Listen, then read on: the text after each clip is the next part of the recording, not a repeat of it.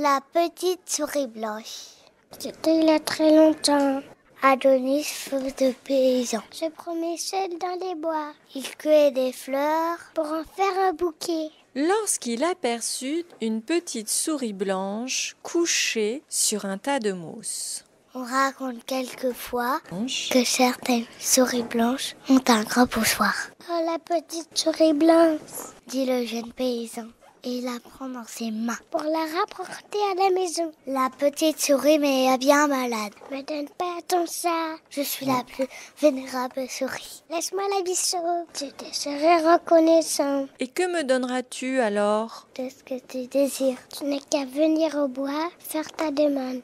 Une fois la petite souris blanche guérie, le jeune homme la ramène au bois. Il fait sa demande. Pour commencer, je voudrais que la chaumière où j'habite avec mes parents et ma sœur, remplacée par une petite maison couverte de tuiles, des murs blancs, entourée d'un jardin plein de légumes, de fleurs et de fruits. Par mes moustaches, que ton vœu soit exaucé. Retournons au village, c'est fait.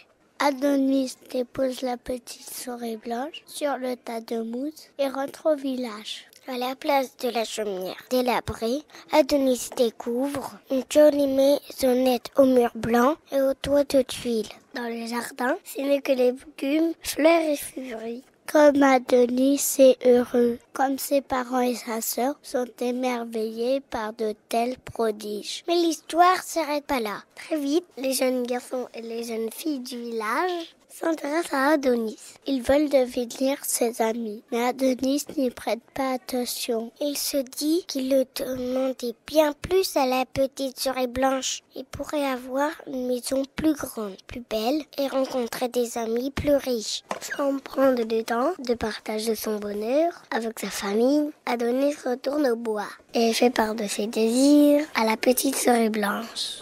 Petite souris blanche, ô vénérable souris, où es-tu donc? Je t'attends par ici, je suis là. Bonjour Adonis, que fais-tu donc? Je trouve ma maisonnette jolie, mais bien trop petite finalement. À la place, je voudrais avoir une belle maison, avec des serviteurs, un grand jardin, beaucoup d'argent et des beaux vêtements dans mon armoire. Par mes moustaches, que ton vœu soit exaucé. Retourne au village, tu y trouveras ce que tu désires. Voilà donc Adonis, le plus riche jeune homme du village. De plus, il est très heureux, car la fille d'Henri Marsan vient à sa rencontre. Il la trouve belle et gentille. Ils s'entendent bien. Ils se voient chaque jour. C'est bien que dans le village, tout le monde parle de leur mariage. Mais l'histoire ne s'arrête pas là. Maintenant, la petite souris blanche a donné à Adonis une maison de maître, un gros jardin, de l'argent, des magnifiques vêtements. Ne change plus, obtenir un beau château, des diamants, se marier avec une riche dame. Sa famille n'y comprend rien, profite gaiement de ce nouveau confort et de tout cet argent. Et Adonis, de ce côté, s'en retourne au bois. Souris blanche, ô vénérable souris, où es-tu donc? Je t'attends par ici, je suis là. Encore toi, Adonis? Que veux-tu de moi? À présent, je veux venir prince! Un super beau château. La petite souris est étonnée. Elle dit, par mes moustaches, que ton vœu soit exaucé. C'est fait. Retourne au village et découvre ton château.